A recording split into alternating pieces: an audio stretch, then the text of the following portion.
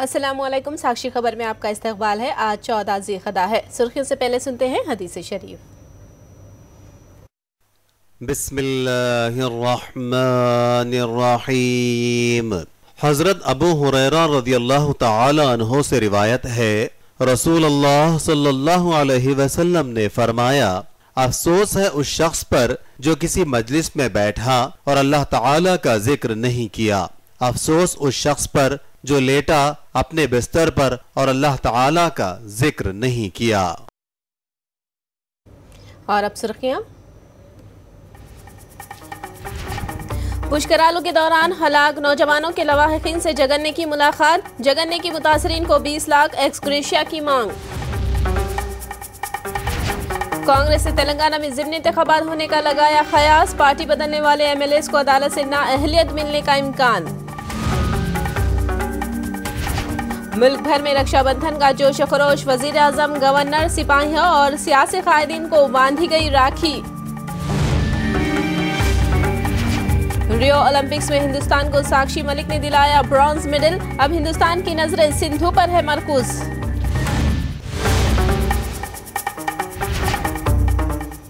और अब तफसील। कृष्णा पुष्करालू के दौरान कृष्णा नदी में डूबकर हलाक होने वाले नागेश के अफराद खानदान से वाइस जगन मोहन रेड्डी ने मुलाकात की और उसके खानदान को ढारस बंधाई और वायएसआर कांग्रेस की जानिब से उन्हें हर मुमकिन ताउन फराहम करने का यकीन दिलाया। जगन ने होनहार तलबा की हलाकत को रियासत का नुकसान करार दिया।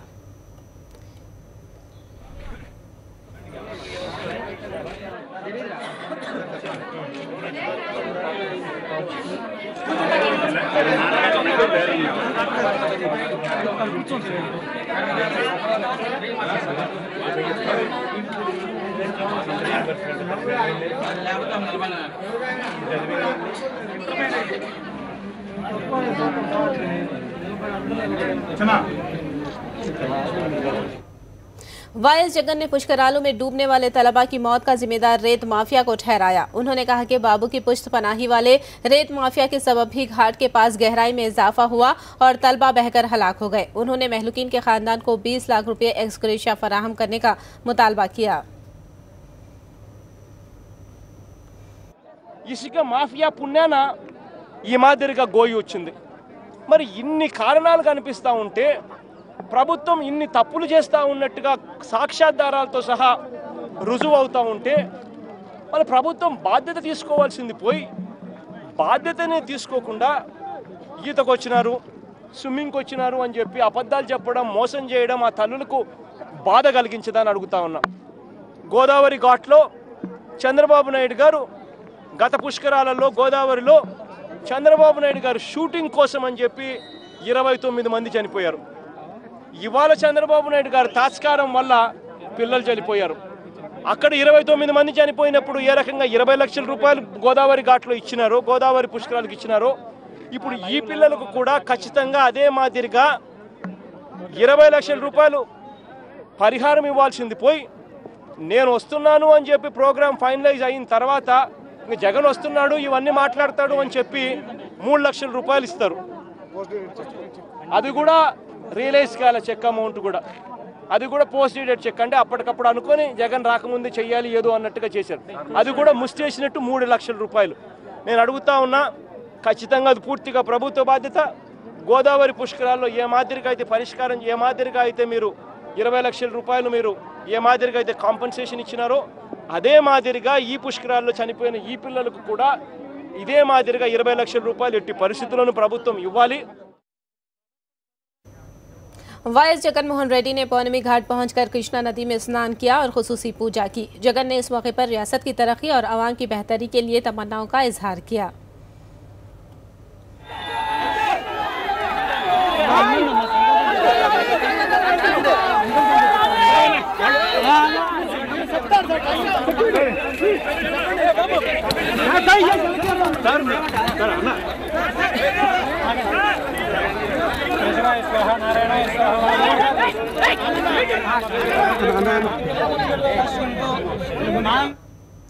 मरकजी हुकूमत ने एपी को मुआशी इमदाद जारी की है। खसारा बजट के लिए 1176 करोड़ रुपए जारी किए गए। मरकजी वजीर सुजना चौधरी ने बताया कि पसमानदा अजला की तरक्की के लिए 350 करोड़ रुपए और सदर मुकाम की तरक्की के लिए 450 करोड़ रुपए जारी किए गए हैं।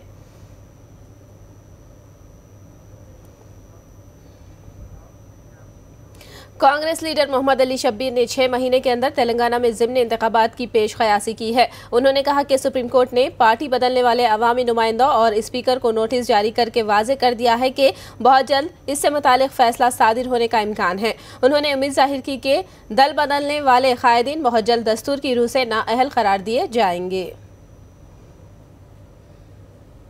ये हिंदुस्तान के अंदर अपने आप में कल जो सुप्रीम कोर्ट ने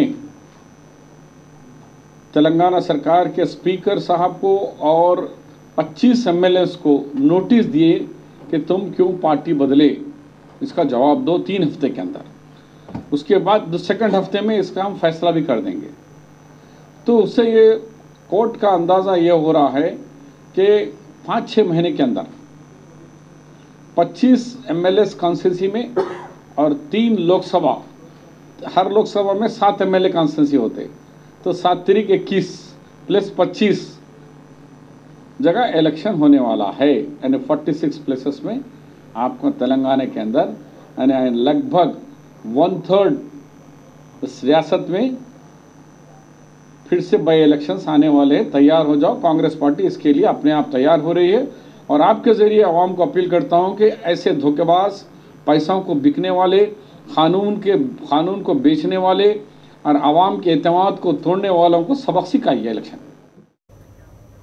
तेलंगाना मुलाजमीन यूनियनों ने तेलंगाना हुकूमत के चीफ सेक्रेटरी से मुलाकात की और नए अजला की तश्कील के तनाजुर में मकामियत की बुनियाद पर रोजगार की बरकरारी और फराहमी पर जोर दिया गया। मुलाजमीन ने मुख्तलिफ मसाइल को हुकूमत के सामने पेश किया और मुख्तलिफ तजावीज़ भी हुकूमत को पेश की।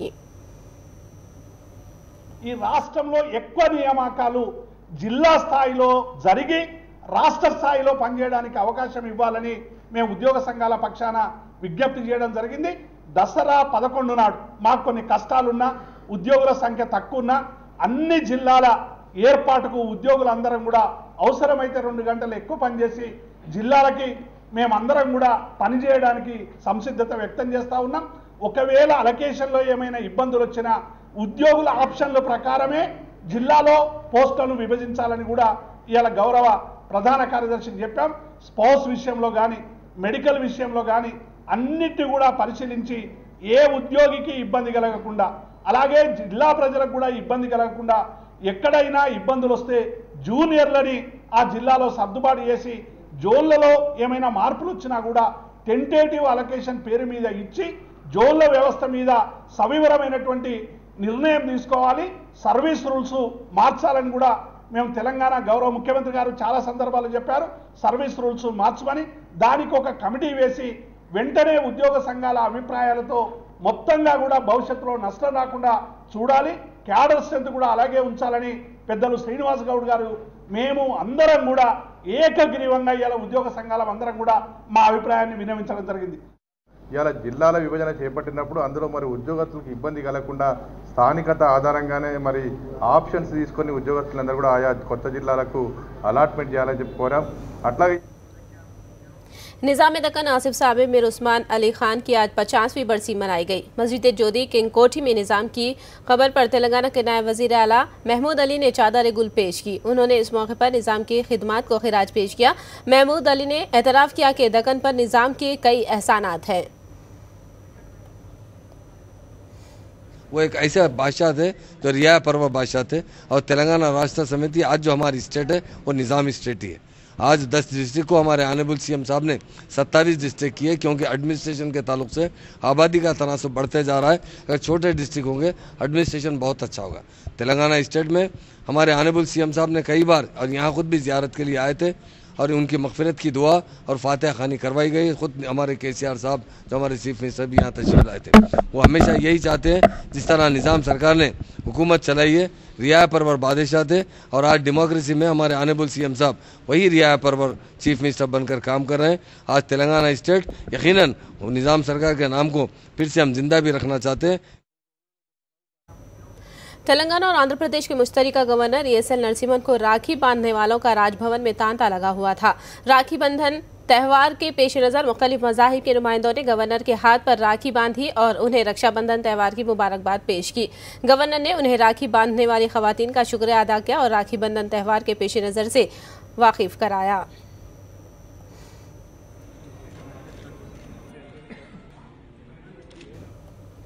रक्षाबंधन त्यौहार के मौके पर साक्षी ने गवर्नर ESL नरसिम्हन से खास बात की। नरसिम्हन ने इस मौके पर खवातीन और लड़कियों के हुकूक के तहफ़्फ़ुज़ पर जोर दिया। गवर्नर ने लड़कियों की स्मगलिंग और लड़कियों के इस्तेहसाल पर अफसोस जाहिर किया और इस वाक़े में मुलविस अफराद को सख्त से सख्त सज़ा देने पर जोर दिया।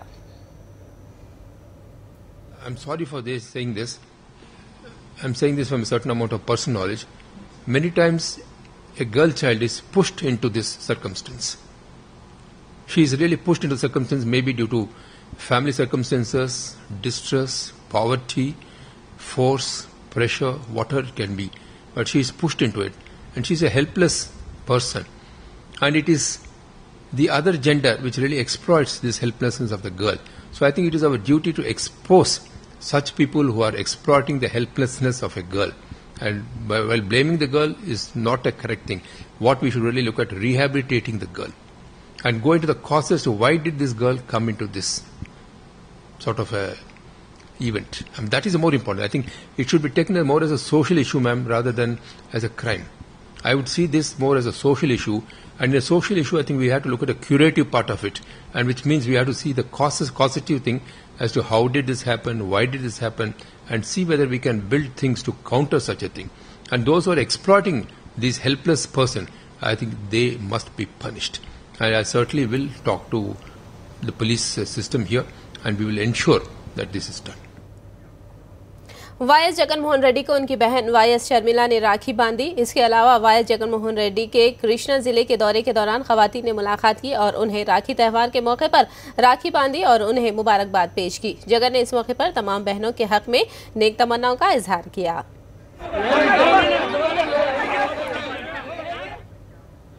राखी त्यौहार के मौके पर MP कविता ने भी अपने भाई KTR की कलाई पर राखी बांधी और भाई बहनों में मुबारकबाद का तबादला हुआ। राखी त्यौहार भाई बहन की मोहब्बत को आश्कार करता है, जिसके हवाले से बहनें भाइयों को राखी बांधती हैं और बदले में भाई उनकी हिफाजत का अज़्म करते हैं।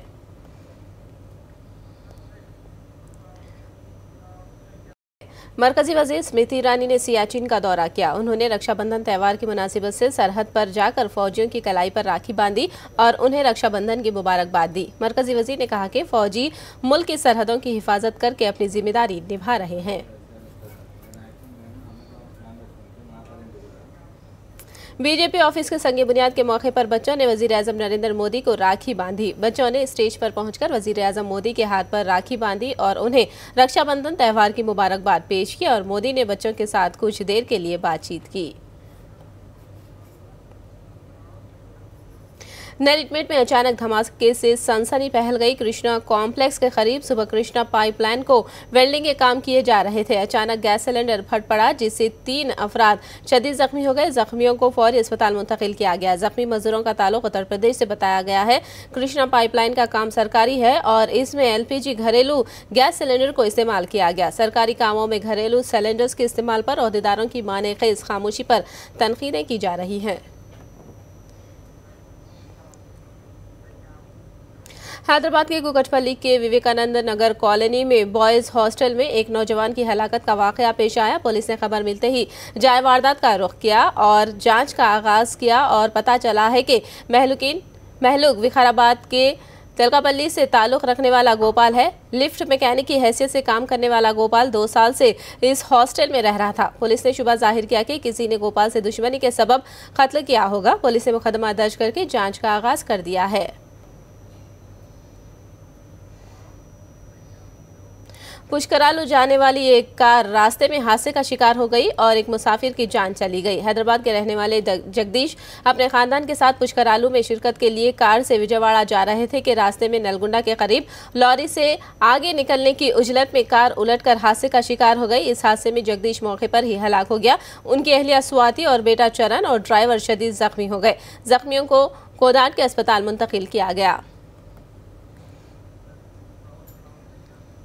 वरंगल खम्मम शाहरा पर नाइड्रो पेट्रोल पंप के करीब सड़क हादसे में 3 नौजवान हलाक हो गए। जकालोदी से ताल्लुक रखने वाला अशोक, अमन गुलूस से ताल्लुक रखने वाला पुजारी भरत, वरंगल रंगाशाया पेट से ताल्लुक रखने वाला संदीप बाइक पर सवार थे कि नामालूम गाड़ी ने टक्कर दे दी और तीनों मौके पर ही हलाक हो गए। पुलिस ने लाशों को मुर्दाखाना मुंतकिल किया। पुलिस ने मुकदमा दर्ज करके जांच का आगाज कर दिया है। तीनों महलूकीन की उम्र 20 साल के अंदर बताई जाती है। वज़ीर-ए-आज़म नरेंद्र मोदी को कश्मीर की सूरत हाल पर तवज्जो देना चाहिए, न कि बलूचिस्तान की सूरत हाल पर। यह रिमार्क कांग्रेस के सीनियर कायद दिग्विजय सिंह ने किया। मैंने कहा है कि जो हिंदुस्तान का कश्मीर है, हिंदुस्तान का कश्मीर है, जो हिंदुस्तान का कश्मीर है, वहां की घाटी की तो चिंता नहीं है, लेकिन पाक ऑक्यूपाइड कश्मीर की चिंता है। ऐसा नहीं है, Kashmir is an integral part of India, और इंटीग्रल पार्ट ऑफ इंडिया होने के नाते जो महाराज हरि सिंह जी कश्मीर ने पूरा कश्मीर हमारे साथ मिलवाया था, लेकिन ऐसी परिस्थितियां उस समय बनी जिसकी वजह से ये बात आई। तो इसलिए जो हिंदुस्तान में हमारा कश्मीर है, जो कि हमारा हक है, कश्मीर पाक ऑक्यूपाइड कश्मीर हमारा हक है, उसमें कश्मीर और कश्मीरियत पर ज्यादा ध्यान देने की आवश्यकता है। हिंदुस्तान ने आखिरकार रियो ओलंपिक्स में मेडल का खाता खोल ही दिया। रेसलर साक्षी मलिक ने किर्गिस्तान की रेसलर टेनी बेकवा को हराकर ब्रॉन्ज मेडल अपने नाम किया। 58 किलो जुमरा में साक्षी मलिक ने कामयाबी दर्ज करते हुए हिंदुस्तान को पहला मेडल जितवाया। साक्षी ने पहले राउंड में किर्गिस्तान के रेसलर से पीछे रहने के बावजूद वापसी की और दूसरे राउंड में शानदार मुजाहिरे के जरिए ब्रॉन्ज मेडल अपने नाम किया। साक्षी रेसलिंग में ओलंपिक में मेडल जीतने वाली पहली हिंदुस्तानी रेसलर है। 5-0 से पिछड़ रही हैं पदम। 9 सेकंड बचे हैं, दोनों के अंक बराबर। साक्षी के पास एडवांटेज, साक्षी भारत के लिए क्या ब्रॉन्ज मेडल लाएगी? साक्षी के पास 2 पॉइंट और साक्षी ने भारत को ब्रॉन्ज मेडल दिला दिया। 2016 रियो ओलंपिक्स का पहला मेडल आ गया। साक्षी मलिक, आप पर भारत को गर्व है। पूरा एक भी मेडल आ पाएगा या नहीं, लेकिन साक्षी मलिक ने पहला मेडल दिला दिया। ये आपके लिए बहुत ही गर्व और सम्मान की बात होगी आज। जी बहुत ज़्यादा। मैं सबकी उम्मीदों पे मैंने करके दिखाया। सबको इतना था कि मेडल्स नहीं आ रहे, मेरा भी कहीं ना कहीं ये था कि अभी तक इंडिया ने मेडल मतलब की शुरुआत नहीं की है, तो मैंने आज ये करके दिखाया। मुझे बहुत ज़्यादा मतलब मेरे लिए आज तक की बेस्ट फीलिंग ऐसा ही है। जी बिल्कुल, क्योंकि मेरी रशिया वाली बहुत अच्छी प्लेयर है, तो मुझे 100% था ये फाइनल में जाएगी, मुझे मौका मिलेगा। और मुझे यही नहीं था कि वो फाइनल में जाएगी, क्योंकि मुझे ये था कि तेरा मेडल है, वो फाइनल में तो जाएगी जाएगी, तेरा मेडल है। तो मैं लास्ट तक, मुझे एक बार भी नेगेटिव ये नहीं हुआ कि नहीं आज कहीं ना कहीं, मुझे लास्ट तक ये था कि लड़ना है, मेडल लेना है। पता नहीं आज पूरे दिन में कहीं भी ये नेगेटिविटी नहीं आई कि मेडल नहीं है। तो लास्ट तक भी मुझे ये था कि 10 सेकंड है, 2-2 सेकंड में मैंने रेसलिंग कुश्ती बदलते देखी है, तो 10 सेकंड में क्यों नहीं। तो मैंने 10 सेकंड में ट्राई किया और हासिल कर लिया। मैं ये बोलना चाहती हूँ कि आप सब लोगों का बहुत बहुत धन्यवाद, और आगे और प्रे करो कि इंडिया और मेडल लेके जाए रियो से। जी मैं किसी का नहीं नाम ले सकती, क्योंकि हमारे सभी स्ट्रॉन्ग बच्चे हैं अभी, और रेसलर से बहुत ज़्यादा उम्मीद है। तो मैं चाहती हूँ ज़्यादा से ज़्यादा मेडल आए। डेडिकेट करना चाहेंगे? मेडल उन सब को डेडिकेटेड है जिन्होंने मेरा साथ दिया, मेरे पेरेंट्स, मेरे कोचेस, मेरी फेडरेशन, JSW, मेरी फ्रेंड्स, मेरी training partner, every. Bronze medal जीतने के बाद साक्षी मलिक ने अपने कोचेस के साथ मीडिया से बात की। उन्होंने अपने कोचेस, मुद्दाहों और ओहदेदारों का उनकी हौसला अफजाई पर शुक्रिया अदा किया।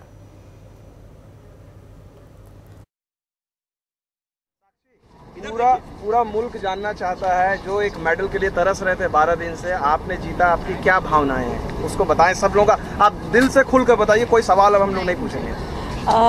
जी मैं 12 साल से इस चीज़ के पीछे हूँ। मैंने सुबह शाम रेसलिंग ही सोचा है, और देश की बहुत ज़्यादा उम्मीद थी मेरे लिए, और मैंने आज करके दिखाया। तो पूरे देशवासियों का मैं धन्यवाद करती हूँ। साक्षी मलिक के घर पर जश्न का माहौल है। साक्षी के वालिदैन और रिश्तेदार खूब जश्न मना रहे हैं।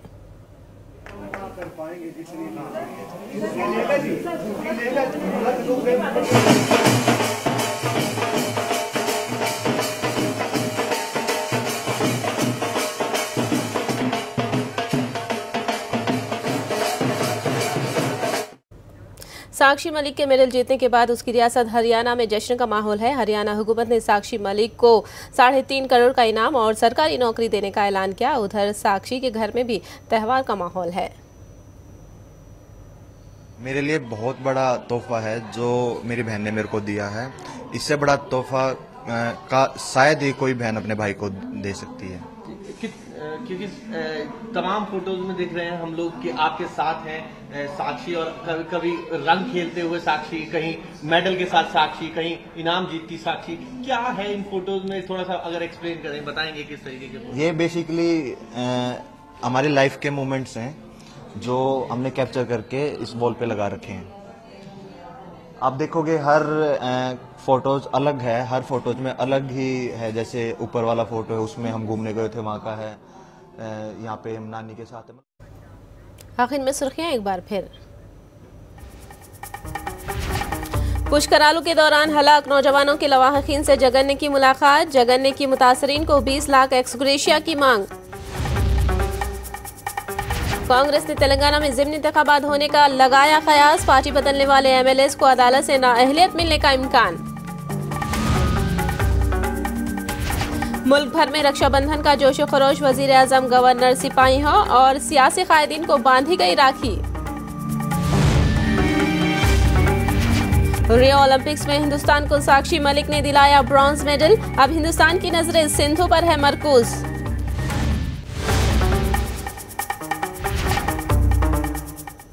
साक्षी खबर में फिलहाल इतना ही। साक्षी टीवी पर खबरों का सिलसिला जारी रहेगा।